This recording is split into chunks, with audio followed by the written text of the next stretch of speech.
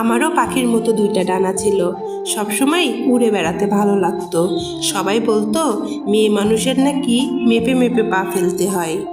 সবার সাথে প্রাণ খুলে মিশতে ভালো লাগতো। সবাই বলতো মিশতে হয় কিন্তু দূরত্ব রেখে। কেউ একটু ভালো করে কথা বললে তাকে মনের সব কথা উজাড় করে দিতে মন চাইতো। তখনও সবাই বলতো সব কথা সবাইকে বলতে নেই। সবসময় সবাইকে আপন ভাবতাম, কিন্তু তখনও সবাই বলতো পর কখনো আপন হয় না। কেউ ডাকলে ছুটে তার ডাকে সাড়া দিতাম, কিন্তু আবারও সেই সবাই দুর্বল ভাবতো। সবাই বলতো আমি নাকি খুব সহজ সরল, কিন্তু নিজেকে কিভাবে কঠিন বানাতে হয় সেটাই কখনো বুঝতাম না।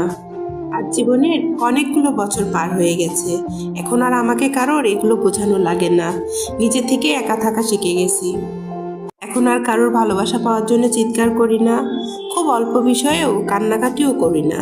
চুপ থাকতেই বেশি ভালো লাগে। একসময় গুরুত্ব না দিয়ে হারিয়ে ফেলেছি, আর এখন হাজার চেষ্টা করেও ব্যর্থ হচ্ছি। প্রিয়জনদের চোখের বিরক্তিকর চাহনি বড্ড কষ্টের, বুকের ভেতরে আঘাত করে। কখনো চাইনি এমনটা হোক, হয়তোবা নিজের দোষ, নয়তোবা ভাগ্যের।